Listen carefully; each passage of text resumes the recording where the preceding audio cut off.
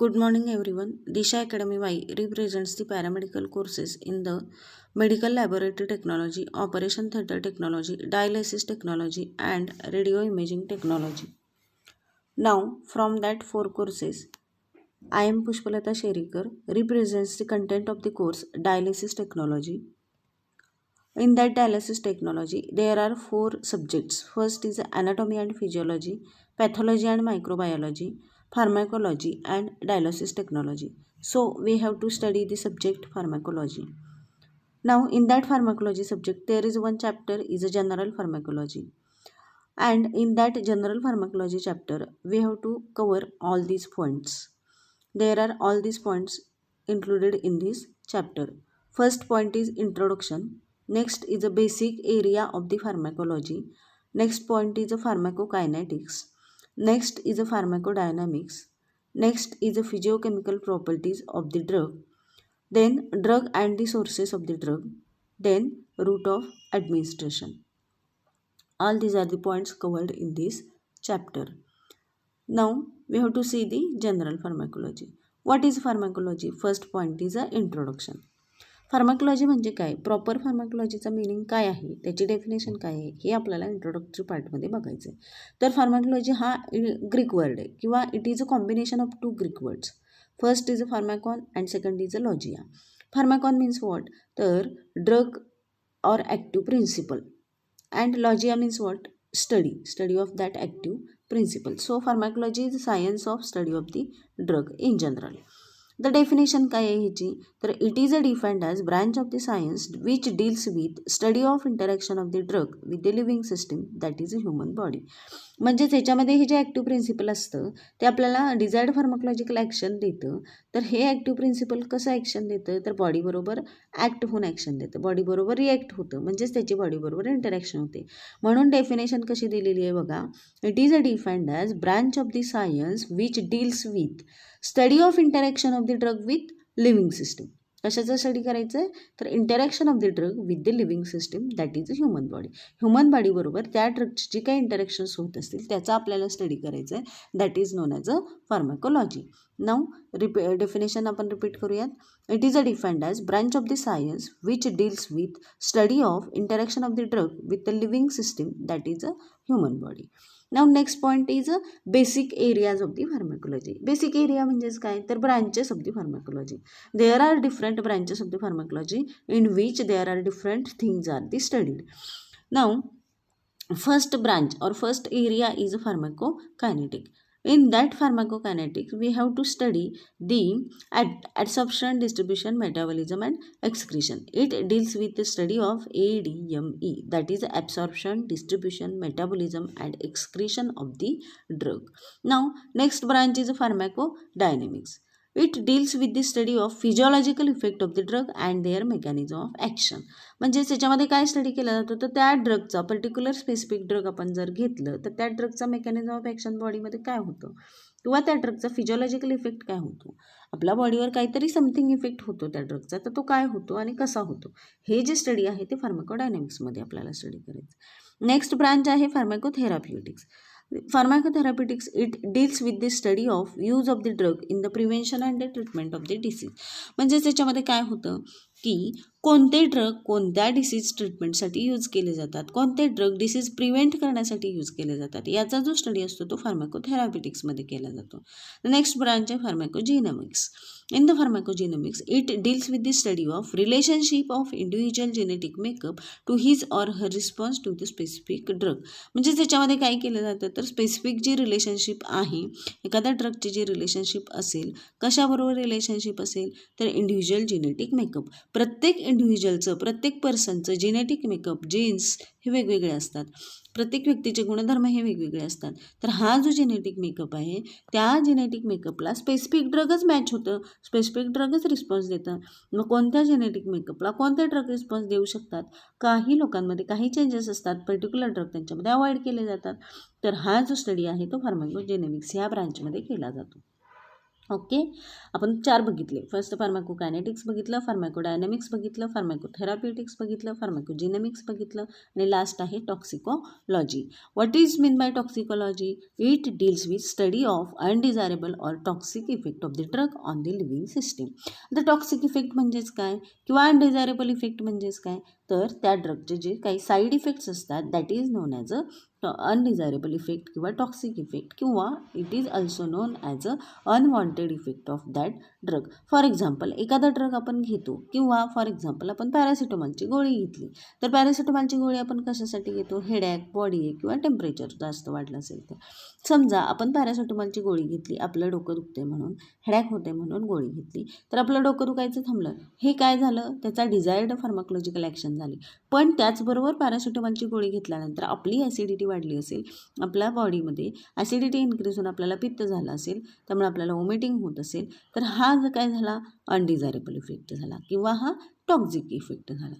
हे असा प्रत्येक ड्रगचा डिझायरेबल इफेक्ट, अनडिझायरेबल इफेक्ट हे जे स्टडी करायचं आहे that it is a studied in the toxicology. बघा, इन जनरल आपण मेडिकलमधून एखादं औषध घेतलं किंवा डॉक्टरांच्याकडून एखादी आपल्याला प्रिस्क्रिप्शन मिळाली असेल तर आपण डॉक्टरांना सुद्धा सहज विचारतो, डॉक्टर ह्या औषधाचे काही साईड इफेक्ट्स होतात का? मग हे साईड इफेक्ट्स म्हणजेच काय, तर टॉक्सिक इफेक्ट किंवा अनडिझायरेबल इफेक्ट. आणि त्याचा स्टडी आपल्याला कशामध्ये करायचं आहे, तर ह्या टॉक्सिकोलॉजीमध्ये करायचं आहे.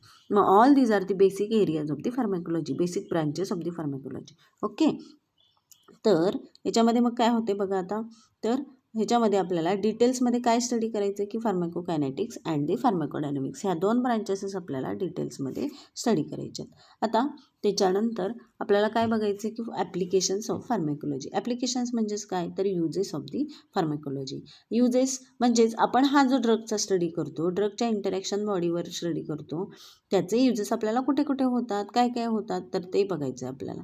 First, to control the onset of action, intensity of drug effect and the duration of the action by deciding the route of administration, amount of the drug, frequency of the dose and time interval. याच्यामध्ये आपल्याला काय करावं लागतं, तर याच्यामध्ये हे जे आपण जे फार्माकोलॉजीमध्ये रूट ऑफ ॲडमिनिस्ट्रेशन डिसाईड करतो, ड्रगचं अमाऊंट डिसाईड करतो, ड्रगचं फ्रिक्वेन्सी डिसाईड करतो, टाईम इंटरवल डिसाईड करतो, या सगळ्यामुळं आपल्याला काय कंट्रोल करता येऊ शकतं, तर इंटेन्सिटी ऑफ ड्रग इफेक्ट. त्या ड्रगची इंटेन्सिटी आपल्याला किती पाहिजे, आपल्याला जर इफेक्ट लगेच पाहिजे असेल तर ड्रगची क्वांटिटी आपण इन्क्रीज करू शकतो किंवा ड्रगचं डोस इन्क्रीज करू शकतो, ड्रगचं टाईम इंटरवल इन्क्रीज करू शकतो किंवा एखाद्या ड्रगची आपल्याला इंटेन्सिटी कमी करायची असेल त्याचं क्वांटिटी कमी करू शकतो, त्याचा डोस कमी करू शकतो, त्याचं ड्युरेशन ऑफ ॲक्शन आपल्याला किती पाहिजे, त्याची ऑनसेट ऑफ ॲक्शन लगेच पाहिजे का किंवा ऑनसेट ऑफ ॲक्शन किती असते, ह्या ज्या सगळ्या गोष्टी आहेत त्या आपण ह्याच्यामध्ये कंट्रोल करू शकतो. That is to control the onset of action, intensity of drug effect and duration of action by deciding route of administration, amount of drug and frequency of the dose and time interval. आता next use, to avoid the adverse effect of the drug due to overdose or drug interaction or contraindications. आपण ह्या pharmacology स्टडीमधून drug इंटरॅक्शन्समधून आपण काय avoid करू शकतो, तर ड्रगचा overdose avoid करू शकतो, ड्रगच्या इंटरॅक्शन्स अवॉइड करू शकतो, ड्रगचे कॉन्ट्राइंडिकेशन्स अवॉइड करू शकतो.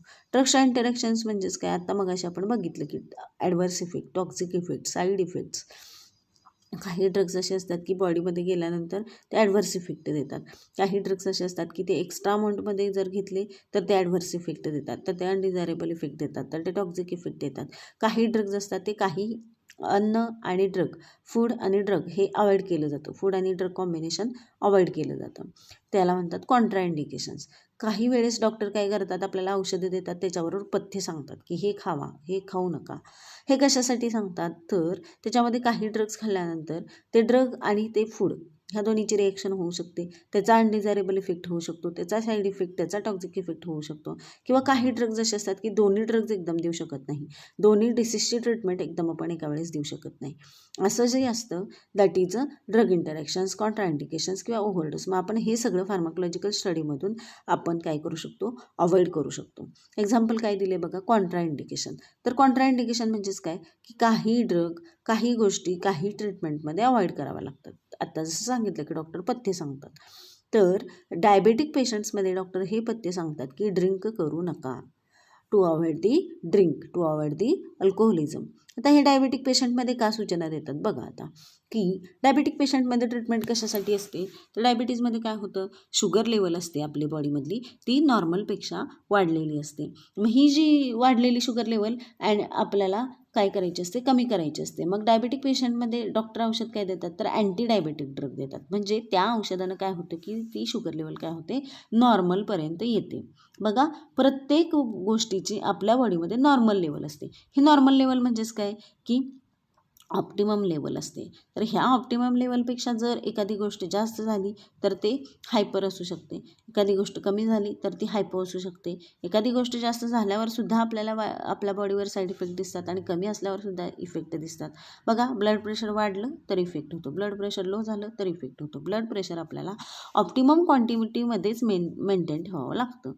तसंच आहे शुगरचं. शुगर ही वाढली तरी आपल्याला त्रास होतो, बॉडीमध्ये कमी झाली तरीसुद्धा त्रास होतो. म्हणजे शुगरची क्वांटिटीसुद्धा बॉडीमध्ये ऑप्टिमम लेवललाच राहिलं पाहिजे, नॉर्मल लेवललाच राहिलं पाहिजे.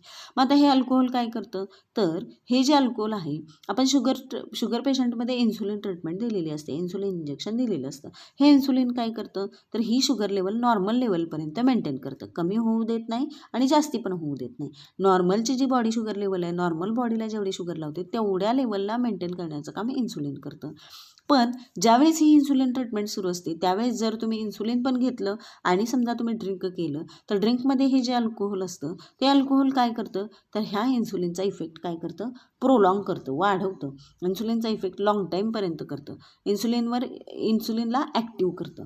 त्यामुळे इन्सुलिनचा जो 4 तासाचा इफेक्ट आहे तो 8 तासावर जातो. समजा इन्सुलिन दिल्यानंतर 4 तासात आपली नॉर्मल शुगर लेवल होत असेल, आपल्या बॉडीमध्ये शुगर लेवल नॉर्मलला येते किती, समजा 4 तासानंतर, तर काय होतं, हे ड्रिंक घेतल्यामुळं इन्सुलिनची ॲक्टिव्हिटी अजून 2 तास वाढते. मग अजून 2 तास वाढली तर काय होतं, इन्सुलिन परत शुगर लेवल कमी करायला लागतं.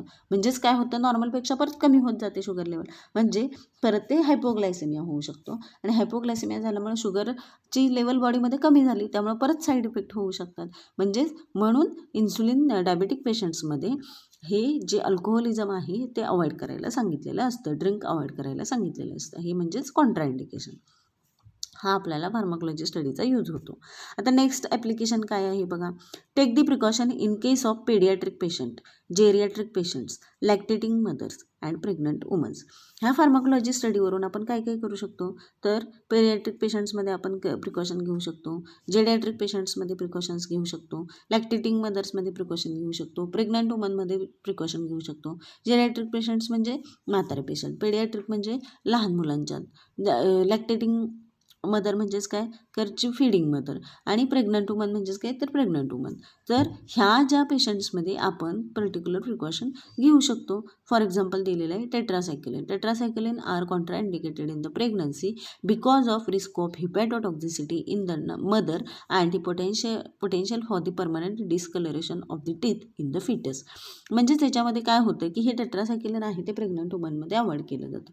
का अवॉइड केलं जातं, समजा चुकून जर टेट्रासायक्लिन प्रेग्नंट वुमनमध्ये दिलं तर त्याचा इफेक्ट काय होतो, तर रिस्क ऑफ हिपॅटोटॉक्झिसिटी, त्याच्यावर काय होतं की लिव्हर डॅमेज होऊ शकतं.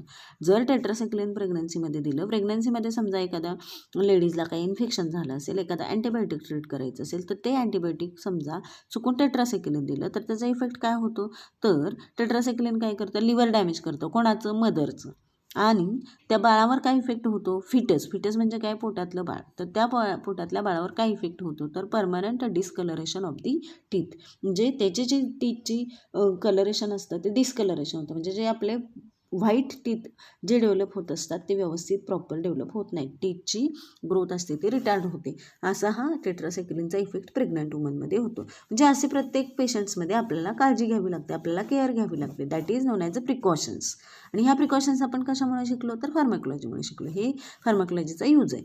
आता नेक्स्ट काय आहे की to avoid the failure due to drug tolerance and the drug resistance. आता याच्यामध्ये आपण काय केलं जातं, काय स्टडी केलं जातं, तर ड्रग टॉलरन्स स्टडी केलं जातं आणि ड्रग रेझिस्टन्स स्टडी केला जातो. ड्रग टॉलरन्स आणि रेझिस्टन्स म्हणजे नेमकं काय असतं, तर हा जो ड्रग टॉलरन्स आहे किंवा ड्रग रेझिस्टन्स म्हणजेच एखादा drug, for example tuberculosis patient, TB patient असेल तर त्या TB पेशंटला कंटिन्युअस ट्रीटमेंट असते, अगदी 4 वर्ष, 5 वर्ष, 6 वर्ष. लेप्रेसी असेल तर त्यालासुद्धा अशी कंटिन्युअस ट्रीटमेंट असते. कधी क्रोनिक डिसिजेस असतात, जुनाट आजार म्हणतो आपण त्यांना, तर अशा डिसिजेसमध्ये अगदी त्यांना अगदी 10-10 वर्ष, 15-15 वर्ष, 20-20 वर्ष ट्रीटमेंट असते. मग ह्या ट्रीटमेंटमध्ये काही ड्रग असे असतात की ते बॉडीला रेझिस्ट करतात किंवा बॉडीला टॉलरेट होतात. म्हणजेच एखादं जर आपण गोळी घेतली, एखादं औषध घेतलं की समजा फॉर एक्झाम्पल आपण एक पॅरासिटामॉलची गोळी रोज घेतोय, डेली 500 mgची गोळी घेतोय, रोज आपलं डोकं दुखते, रोज आपण गोळी घेतोय. पण एक दिवस असा येतो की आपलं डोकं दुखायचं थांबतच नाही. त्या 500 mg गोळीने आपलं डोकं दुखायचं थांबत नाही. का थांबत नाही?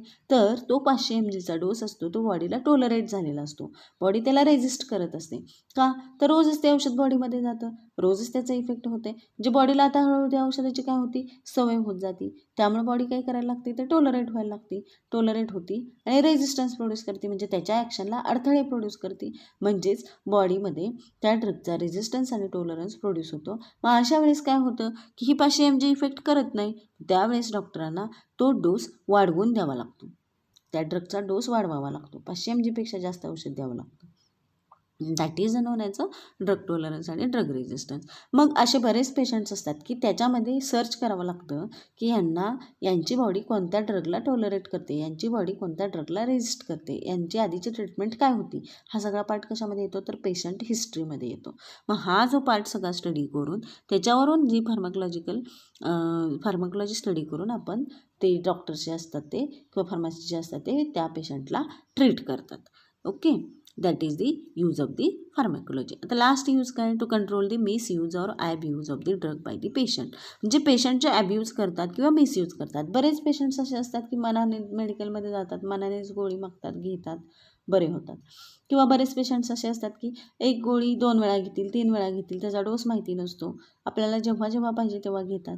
बरेच पेशंट्स असे असतात की एखाद्या ड्रगचा अब्यूज करतात, एखाद्या ड्रगचा मिसयूज करतात. मग हे जे ॲब्यूज आणि मिसयूज आहे तो पेशंटकडून अवॉइड केला जातो, तो पेशंटकडून कंट्रोल केला जातो. कोण कंट्रोल करतं, तर फार्मासिस्ट कंट्रोल करतो. कसं कंट्रोल करतो, तर हे फार्माकोलॉजी स्टडी करून ते कंट्रोल केलं जातं. All these are the uses of the pharmacology. Now next point आहे, तर आपल्याला ह्या 2 ब्रांचेस ह्याच्यामध्ये मेन स्टडी करायचे आहेत. फार्माकोलॉजीच्या आपण सगळ्याच्या ब्रांचेस बघितल्या की फार्माकोकायनेटिक्स, डायनॅमिक्स, फार्माकोजेनेमिक्स किंवा फार्माकोथेराप्युटिक्स किंवा toxicology. From all these branches, from all these areas there are main 2 branches आणि we have to study details in these 2 branches. First is a pharmacokinetics and second is a pharmacodynamics. आता pharmacokinetics म्हणजेच काय, it deals with the study of what body does to the drug. म्हणजेच फार्माकोकायनेटिकमध्ये आपल्याला काय study करायचं आहे, तर what body does to the drug. ड्रगनं बॉडीमध्ये एंट्री केल्यानंतर बॉडी ड्रगला काय काय करते ते आपल्याला ह्याच्यामध्ये स्टडी करायचं आहे. मग काय प्रोसेस होते, first is absorption, distribution, metabolism and excretion. म्हणजे ड्रगनं बॉडीमध्ये एंट्री केल्यानंतर ड्रग पहिल्यांदा ॲब्सॉर्ब होतं, म्हणजे बॉडी त्या ड्रगला ॲब्सॉर्ब करून घेते, डिस्ट्रीब्यूट करते, मेटाबॉलाइज करते आणि एक्सक्रीट करते. म्हणजेच what body does to the drug.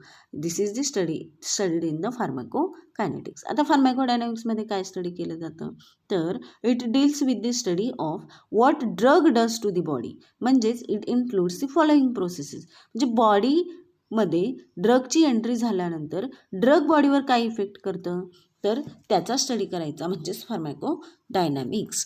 मग त्याच्यामध्ये ड्रग बॉडीला काय काय करतं किंवा ड्रगचा मेकॅनिझम ऑफ ॲक्शन काय आहे, ड्रग काय इफेक्ट देतं, तर stimulation, depression, irritation, replacement. All these are the effects are the occurs after drug entered into the body.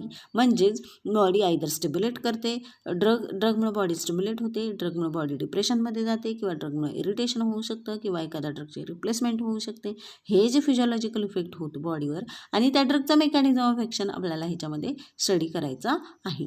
These are the main 2 branches of the pharmacology, that is pharmacokinetics and pharmacodynamics. Now first we have to study in detail the pharmacokinetics. काय बघितलं आपण फार्माकोकायनेटिक्समध्ये, what drug what body does to the drug, म्हणजेच body ड्रगवर काय काय effect करते. म्हणजेच याच्यामध्ये ह्या प्रोसेसमध्ये in this process study of what body does to the drug, that is absorption, distribution, metabolism and excretion of the drug we have to study. Absorption म्हणजेच काय, तर ह्याच्यामध्ये in the absorption bioavailability study is important. Bioavailability म्हणजे काय, आपण हे next पॉईंटमध्ये बघायचं आहे. तर याच्यामध्ये काय केलं जातं की effect of the drug is depends upon the bioavailability of the drug and there are 4 steps of the absorption. हे ॲब्सॉर्प्शन होतं म्हणजे नेमकं काय होतं, तर त्याच्यामध्ये वेगवेगळ्या स्टेजेस असतात की फिल्टरेशन असतं, ॲक्टिव्ह ट्रान्सपोर्ट, पॅसिव्ह ट्रान्सपोर्ट, फॅगोसायटोसिस, हे सगळं ह्याच्यामध्ये स्टडी केलं जातं. तर डिस्ट्रीब्युशनमध्ये काय स्टडी केलं जातं, तर त्याच्यामध्ये plasma protein binding, tissue binding, permeability, plasma concentration, हे सगळं स्टडी केलं जातं. म्हणजे बॉडीमध्ये ड्रग डिस्ट्रीब्यूट होत असताना ड्रग वेगवेगळ्या साईटला बाइंड होतं, त्याचा जो स्टडी आहे तो डिस्ट्रीब्युशनमध्ये केला जातो. मेटाबॉलिझममध्ये काय स्टडी केलं जातं, तर in the metabolism there is alteration of the structure of the drug. म्हणजे हे जे ड्रग आहे बॉडीमध्ये ज्या स्टेटमध्ये आपण ड्रग एंटर केलं असेल किंवा ज्या स्ट्रगमध्ये ॲडमिनिस्टर केलं असेल, तर त्याच्यामध्ये काय होतं की ते जे ड्रग आहे त्याचं काय होतं, तर अल्टरेशन होतं स्ट्रक्चरचं, आणि त्यामुळे काय होतं active metabolite from active drug.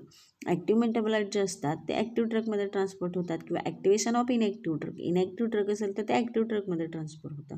हा जो स्टडी मेटाबॉलिझममध्ये केला जातो. एक्सक्रिशनमध्ये काय स्टडी केलं जातं, तर how drug excreted, removal of the drug from the body, हे स्टडी केलं जातं. मग ते कसं एक्सक्रीट होतं, कोणत्या वेजने एक्सक्रीट होतं, कोणते रूट्स आहेत एक्सक्रीट होण्याचे, मग त्याच्यामध्ये मेजर रूट्स आणि मायनर रूट्स द एक्सक्रिशन हे स्टडी केलं जातं. तर next first we have to see the absorption in detail. The absorption means what? It is a movement of the drug from its site of administration into the circulation. म्हणजेच याच्यामध्ये काय होतं की ड्रगची movement होते, कुठून होते, तर साईट ऑफ ॲडमिनिस्ट्रेशनपासून ते सर्क्युलेशनपर्यंत. म्हणजेच ड्रग आपण जर एंट्री केलं, समजा आपण बॉडीमध्ये ओरल रूटने ड्रग घेतलं तर ते डिसइंटिग्रेट होतं, डिझॉल्व्ह होतं. डिसइंटिग्रेट म्हणजेच ब्रेक होतं, डिझॉल्व्ह होतं, आणि नंतर मग त्याच्यातलं ॲब्सॉर्ब होतं. म्हणजेच काय होतं की त्याच्यामधलं ब्लड स्ट्रीममध्ये जातं. ही डिसइंटिग्रेशन डिझॉल्युशन प्रोसेस स्टमकमध्ये होते आणि नंतर ते ब्लड स्ट्रीममध्ये मिक्स होतं. मग ॲक्च्युअल जेव्हा हे ड्रग ब्लड स्ट्रीममध्ये मिक्स होतं त्यालाच म्हणतात absorption. Process by which drug enters into the blood stream without chemical alteration. Chemical change कोणताही होत नाही.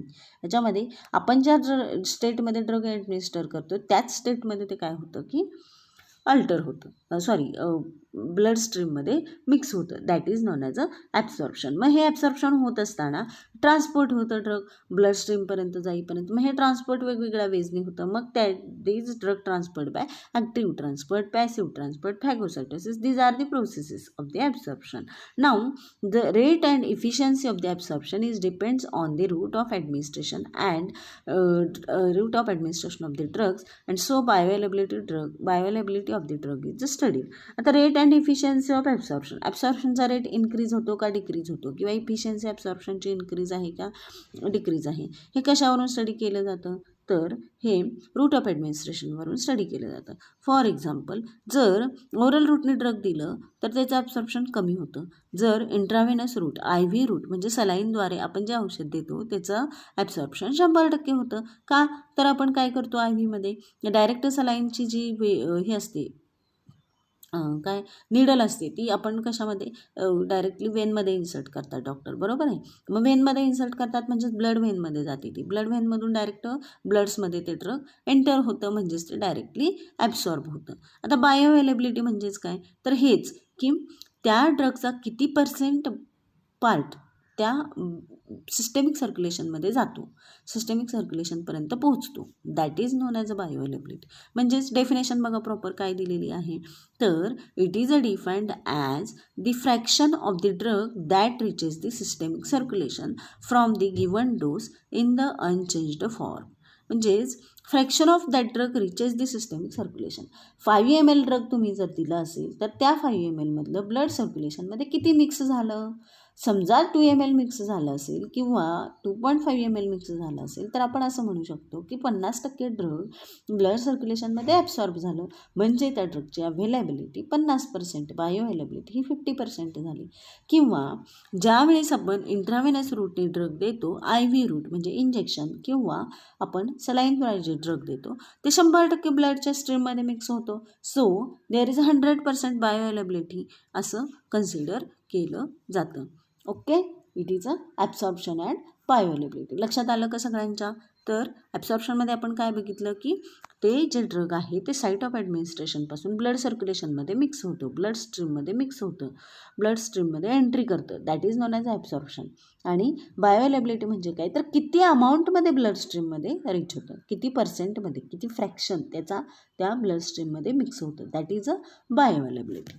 ओके, आता नेक्स्ट आपल्याला काय बघायचं आहे, तर डिस्ट्रीब्युशन, फॅक्टर्स अफेक्टिंग ॲब्सॉर्प्शन.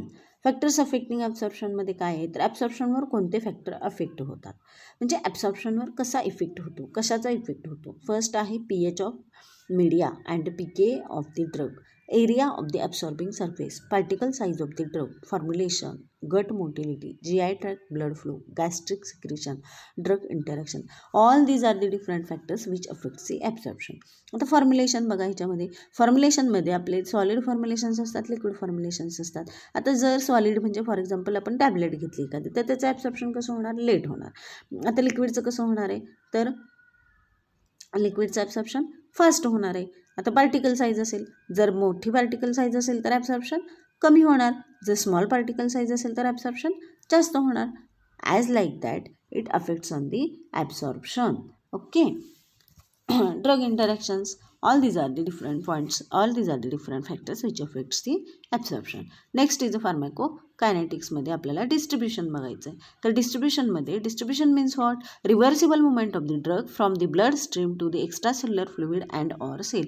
म्हणजे त्याच्यामध्ये काय होतं की ड्रग पहिल्यांदा ॲब्सॉर्प्शनमध्ये ब्लड स्ट्रीममध्ये मिक्स होतं, ब्लड स्ट्रीममधून कुठे जातं, तर पर्टिक्युलर सेल, पर्टिक्युलर टिश्यूपर्यंत पोहोचतं, तर डिस्ट्रीब्यूट होतं, वेगवेगळीकडे डिस्ट्रीब्यूट होतं, जे एखाद्या सेलकडे, एखाद्या टिश्यूकडे ते ड्रग जातं, that is known as a distribution. Reversible movement म्हणजे त्या ब्लड स्ट्रीममध्ये मिक्स झालेलं परत सेलकडे येतं, सेलमध्ये पण कुठे जातं, तर extracellular fluid or the sale.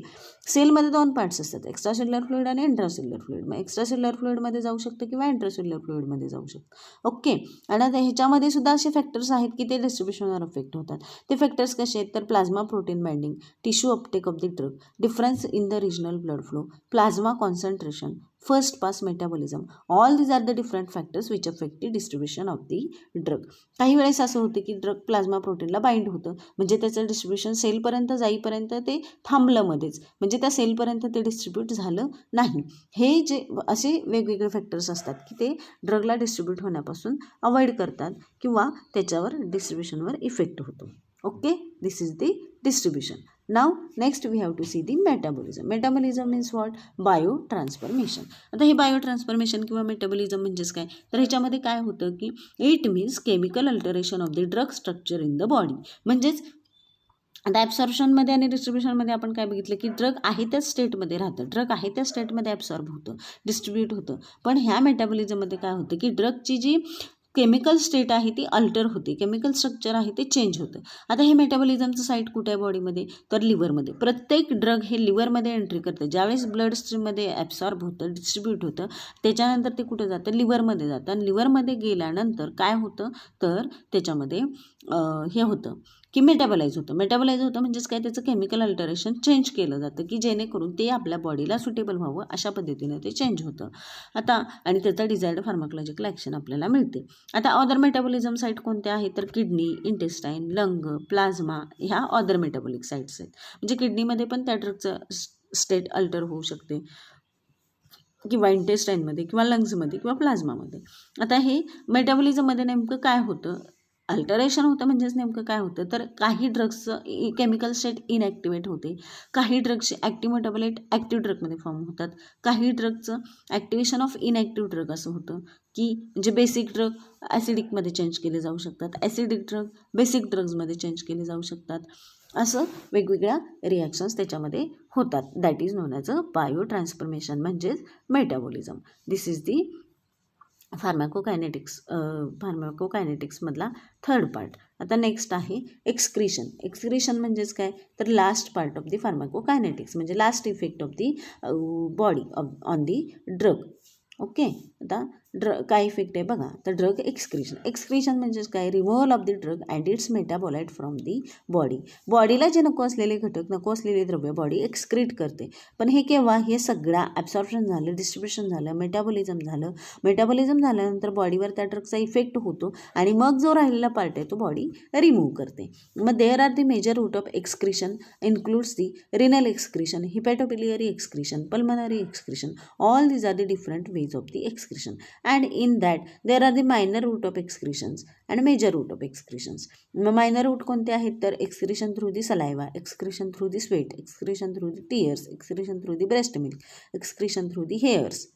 मग हे जे सगळे रूट्स आहेत ह्याच्यातून काय होतं, ड्रग एक्सक्रीट होतं, बॉडीमधून बाहेर पडतं. That is known as a excretion process. All these are the 4 processes which are involved in the pharmacokinetics, which are studied in the pharmacokinetics. समजलं का सगळ्यांना? फर्स्ट आहे ॲब्सॉर्प्शन, नेक्स्ट आहे डिस्ट्रीब्युशन, नेक्स्ट आहे metabolism and last आहे excretion. Absorption, distribution, metabolism and excretion म्हणजे what body does to the drug, म्हणजे body ड्रगवर काय काय इफेक्ट करते ते. आता नेक्स्ट पॉईंट आहे pharmacodynamics. What do you mean by pharmacodynamics? Next branch of the pharmacology. पहिली आपण डिटेल्समध्ये बघितली फार्मॅकोकायनेटिक्स. आता आपल्याला ही दुसरी बघायची आहे, ती आहे फार्मॅकोडायनॅमिक्स. आता फार्मॅकोडायनॅमिक्समध्ये काय होते, तर it is a defined as study of the drug effect on the body and mechanism of action of the drug. म्हणजे याच्यामध्ये आपल्याला काय बघायचं आहे, की mechanism of action of the drug आणि बॉडीचा ड्रगचा इफेक्ट बॉडीवर काय होतो ते आपल्याला बघायचं आहे. मग त्याच्यामध्ये काय काय होतं, तर ड्रग बॉडी स्टिम्युलेट करतं, डिप्रेस करतं, इरिटेट करतं किंवा रिप्लेसमेंट करतं किंवा एनी सायटोटॉक्सिक ॲक्शन्स मिळतात. ही जे डिफरंट ॲक्शन्स आहेत ड्रगच्या. आणि मेकॅनिझम ऑफ ड्रग ॲक्शनमध्ये काय होतं, तर रिसेप्टर मेडिएटेड ड्रग ॲक्शन आणि non receptor mediated drug action अशा 2 टाईपच्या ॲक्शन्स असतात. मग त्याच्यामध्ये रिसेप्टर मेडिएटेड ॲक्शन म्हणजे काय, तर ड्रग काय करतं, काही ड्रग्ज असे असतात की ती ॲक्शन कशी देतात मेकॅनिझम ऑफ ॲक्शन, तर बॉडीमध्ये वेगवेगळ्या ठिकाणी वेगवेगळे रिसेप्टार्स असतात आणि हे ड्रग त्या रिसेप्टारबरोबर बाइंड होतं आणि फार्माकोलॉजिकल ॲक्शन देतं. मग हे ड्रग रिसेप्टारबरोबर बाइंड झाल्यानंतर ड्रग रिसेप्टर कॉम्प्लेक्स तयार होतं आणि त्या कॉम्प्लेक्समुळे आपल्याला डिझायर्ड फार्माकोलॉजिकल ॲक्शन मिळते. That is a receptor mediated drug action. आणि नॉन रिसेप्टर मेकॅनिझम म्हणजेच काय, तर ते ड्रग रिसेप्टरकडे जातच नाही. काही ड्रग्स असे असतात की ते एन्झाईम्स बरोबर ॲक्ट होतात, आयन चॅनल्स बरोबर ॲक्ट होतात किंवा एखादा ट्रान्सपोर्टर असेल त्याच्याबरोबर ॲक्ट होतात आणि मग आपल्याला डिझायर्ड फार्माकोलॉजिकल ॲक्शन देतात. That is known as a non receptor mechanism of the drug action. Okay, this is the pharmacodynamics. लक्षात आलं का सगळ्यांच्या? फार्मॅकोडायनॅमिक्समध्ये आपण काय बघतोय, तर effect of the drug on the body and mechanism of drug action येते लक्षात. फार्मॅकोकायनेटिकमध्ये आपण बॉडीचा इफेक्ट ड्रगवर बघितला आणि फार्माकोडायनॅमिकमध्ये ड्रगचा इफेक्ट बॉडीवर बघतोय. ड्रगचा इफेक्ट काय काय असू शकतो, तर स्टिम्युलेशन, डिप्रेशन, इरिटेशन, रिप्लेसमेंट हे ड्रगचा इफेक्ट किंवा सायटोटॉक्सिक ॲक्शन्स हा इफेक्ट असू शकतो. आणि मग मेकॅनिझम ऑफ ड्रग ॲक्शनमध्ये काय होतं, तर हे सगळे receptor mediated mechanism of action आणि non receptor mediated mechanism of action. Okay. आता ड्रग, मग आता हे आपण सगळं बघितलं की ड्रग्सचे आपण सगळ्या ॲक्शन्स बघितल्या, ड्रग्सचं फार्माकोकायनेटिक बघितलं की ड्रगचा बॉडीवर इफेक्ट काय होतोय, बॉडीचा ड्रगवर इफेक्ट काय होतं, हे सगळं बघितलं. पण ड्रग म्हणजे नेमकं काय, तर हे आपल्याला बघायचं आहे. ड्रग म्हणजे असा मोलिक्युल असतो, अशी केमिकल एंटिटी असते की त्याच्यामुळं काय होतं की ती आपण कशासाठी यूज करतो, तर diagnosis, prevention, treatment and mitigation of disease. म्हणजेच काय, डेफिनेशन बघा, it is a defined as single chemical entity present in the medicine that is used for diagnosis, prevention, treatment and mitigation of the disease. Diagnosis म्हणजे ते डायग्नॉस करणं, prevention करणं, treatment देणं आणि mitigation म्हणजेच त्या ड्रगची डिसीजची सिव्हिॲरिटी कमी करणं. ह्या सगळ्या गोष्टींसाठी जी केमिकल एंटिटी आपण यूज करतो that is known as a drug. किंवा वर्ल्ड हेल्थ ऑर्गनायझेशन म्हणजे जागतिक आरोग्य संघटनेनं ड्रगची डेफिनेशन कशी केली आहे ते बघा. तर हे काय असतं, तर drug is any substance or the product. Drug म्हणजेच काय, एखादा सबस्टन्स असेल किंवा एखादं प्रोडक्ट असेल, यूज्ड टू कशासाठी यूज केलं जातं? Modify or explore physiological system or the pathological state for the benefits of the recipient. म्हणजे ह्याच्यामध्ये काय केलं जातं, हे जे ड्रग आहे ते कशासाठी यूज केलं जातं, तर मॉडिफाय दी फिजिओलॉजिकल सिस्टीम किंवा पॅथॉलॉजिकल स्टेट, म्हणजे आपल्या बॉडीमधल्या ज्या फिजिओलॉजिकल सिस्टीम असतील त्या ज्या डिसीजमुळं ॲबनॉर्मल स्टेटला गेल्या असतील त्या मॉडिफाय करायच्या, किंवा एखादी पॅथॉलॉजिकल कंडिशन ॲबनॉर्मल असेल ती नॉर्मलला करायची, आणि त्याचा बेनिफिट कोणाला मिळतो, तर जो ड्रग घेणार आहे म्हणजे रेसिपियंटला मिळतो. येते लक्षात? तर that is known as a drug. Definition बघा, drug is any substance or the product that used to modify or explore the physiological system or the pathological state for the benefit of the recipient. Okay, this is the definition of the drug. कळलं का? Drug असा substance आहे की तो काय करतो, एकतर diagnosis, prevention, treatment and mitigation of the डिसीजसाठी यूज केला जातो, किंवा ह्याच्यामुळं काय होतं की पॅथॉलॉजिकल स्टेट किंवा फिजिओलॉजिकल सिस्टीम ही मॉडिफाय होते. म्हणजेच फॉर एक्झाम्पल बघा की समजा आपल्याला ताप आला असेल, तर ताप आला म्हणजेच काय झालं, बॉडीची नॉर्मल स्टेज आहे ती ॲबनॉर्मलमध्ये गेली, म्हणजेच बॉडीचं जे नॉर्मल टेम्परेचर आहे ते ॲबनॉर्मल लेवलला गेलं, म्हणजे ते इन्क्रीज झालेलं आहे. ही झाली पॅथॉलॉजिकल कंडिशन. फीवर आला, बॉडीला फीवर आला म्हणजे ही पॅथॉलॉजिकल स्टेट झाली. ओके, तर ही पॅथॉलॉजिकल स्टेट चेंज करायची किंवा मॉडिफाय करायची. कशामुळे मॉडिफाय होणार आहे, आपण एखादं ड्रग घेतलं, फॉर एक्झाम्पल पॅरासिटामॉलची गोळी घेतली, तर पॅरासिटामॉलची गोळी म्हणजे ते ड्रग आहे ते काय करतं, ही जी स्टेज आहे पॅथॉलॉजिकल स्टेट ते काय करतं, मॉडिफाय करते. त्यामुळे बेनिफिट काय मिळतो पेशंटला, की त्याचं ताप जो आहे तो कमी येतो, म्हणजे बॉडी टेम्परेचर जे वाढलेलं असेल ते नॉर्मल लेवलपर्यंत येतं. Okay, that is known as a drug. आता नेक्स्ट पॉईंट आहे, हे ड्रग्ज कुठून ऑब्टेन केले जातात, सोर्सेस ऑफ द ड्रग्ज. आपण ड्रग्ज म्हणतो, वेगवेगळे ड्रग्ज आहेत की आपण मेडिकलमधून ड्रग्ज घेतो, किंवा आयुर्वेदिक ड्रग्ज घेतो, होमिओपॅथिक ड्रग्ज घेतो, किंवा अजून वेगवेगळे जे ड्रग्ज घेतो, तर त्या ड्रग्सचे सोर्सेस काय आहेत, हे ड्रग्ज कुठून मिळवले जातात, तर सोर्सेस ऑफ द ड्रग. मग हे सोर्सेस म्हणजे बघा, first is a natural drug, synthetic drug, semi synthetic drug and biosynthetic drugs. मग नॅचरल ड्रग्समध्ये plant, animal, mineral and micro organisms. Synthetic drugs, semi synthetic drug and biosynthetic drugs. आता नॅचरलमध्ये प्लांट्सपासून आपण drugs मिळवतो. कोणते ड्रग्ज मिळवतो, फॉर एक्झाम्पल सांगितले आमला किंवा quinine from cinchona officinalis. Quinine it is anti malarial drug. कुठून मिळवलं जातं, सिंकोना ऑफिसिनाली ह्या त्या झाडाचं नाव आहे. किंवा आमला फ्रॉम इम्बिलिका ऑफिसिनाली. आवळ्याच्या झाडापासून आपण आवळा घेतो, आवळ्यापासून आपल्याला व्हिटॅमिन सी मिळतं. हे व्हिटॅमिन सी एक प्रकारचं आपल्या बॉडीसाठी औषधच आहे. ओके, किंवा आपण अडुळसा घेतो, अडुळसा हे विदानिया सोमनिफेरापासून ऑब्टेन केलं जातं, म्हणजे त्या वनस्पतीचं नाव आहे विदानिया सोमनिफेरा. मग हे अडुळसा आपल्याला कफसाठी उपयोगी पडतं. तुलसी घेतो, तुलसी आपण अँटीबायोटिक म्हणून यूज करतो किंवा अँटीबॅक्टेरियल म्हणून यूज करतो. असे कितीतरी ड्रग्ज आहेत की जे आपण झाडांपासून मिळवतो, प्लांट्सपासून मिळवतो. नेक्स्ट आहे ॲनिमल. ॲनिमल्समध्ये बघा, cod liver oil from the cod fish liver. Cod liver oil हे जे ड्रगसाठी यूज केलं जातं, व्हिटॅमिन एचा सोर्स आहे, तो रिच सोर्स आहे. मग हा यूज केला जातो पेशंट्समध्ये. तर हे जे कॉड लिव्हर ऑइल कुठून मिळवलं जातं, कॉड फिशच्या लिव्हरपासून मिळवलं जातं. फिश आहे कॉड, तर त्याच्या लिव्हरमधून ते ऑइल काढलं जातं, म्हणजेच ते आपण ॲनिमल्सपासून ऑब्टेन केलेलं आहे. किंवा तुम्ही सगळे नॉनव्हेज खाता, तर नॉनव्हेज जे खातात त्यांचं, नॉनव्हेज हा rich source of the protein आहे, बरोबर आहे. जे प्रोटीन हे आपल्या बॉडीसाठी एक प्रकारचं ड्रगच आहे, आपल्या बॉडीसाठी सपोर्टिव्ह सिस्टीम आहे, सपोर्ट सिस्टीम आहे. तर ते जे प्रोटीन आहे ते आपण कुठून मिळवलं, ॲनिमल्सपासून मिळवलं, म्हणजेच ते as a drug, as a medicine ॲनिमल्सपासूनच मिळवलं. असे वेगवेगळे ड्रग्ज आहेत ते मेडिसिन्स आहेत ते ॲनिमल्सपासून ऑब्टेन केले जातात. आता मिनरल्स, इन्सुलिनसुद्धा कुठून मिळवलं जातं, तर शिपमधून मिळवलं जातं. शिपच्या इंटेस्टाईनमधून इन्सुलिन घेतलं जातं. ओके, आता मायक्रो मिनरल्स असतील, मिनरल्स कुठून आपण खाणीतून घेतो, कोणते कोणते आहेत, तर आयोडीन, पोटॅशियम, आयर्न, झिंक, सगळे जे मिनरल्स आहेत ते बॉडीमध्ये ड्रग म्हणून यूज केले जातात, सपोर्टिव्ह म्हणून यूज केले जातात. आता मायक्रो ऑर्गॅनिझम्स आहेत, फॉर एक्झाम्पल पेनिसिलिन हे अँटीबायोटिक ड्रग आहे. मग हे अँटीबायोटिक कुठून मिळवलं जातं, तर पेनिसिलम नोटाटम हा फंगस आहे, तर त्या फंगसपासून हे पेनिसिलिन सेपरेट केलं जातं, डिराईव्ह केलं जातं. हे सगळे झाले नॅचरल ड्रग्स. आता सिंथेटिक ड्रग्समध्ये काय आहे, तर it is prepared by the chemical synthesis in the pharmaceutical laboratories. मग ह्याच्यामध्ये काय केलं जातं, तर ड्रगचं सिंथेसिस केलं जातं, केमिकली ड्रग प्रिपेअर केले जातात लॅबोरेटरीजमध्ये. these are known as a synthetic drugs, that is a sulphonamide. Example दिले सल्फोनामाइड. आता नेक्स्ट काय दिले, सेमी सिंथेटिक ड्रग. ते कसे केले जातात, तर हे नॅचरल ड्रग्स घेतले जातात, त्याचं केमिकल मॉडिफिकेशन केलं जातं, त्याच्यावर केमिकल रिॲक्शन्स केल्या जातात आणि मग ते ड्रग प्रिपेअर होतं.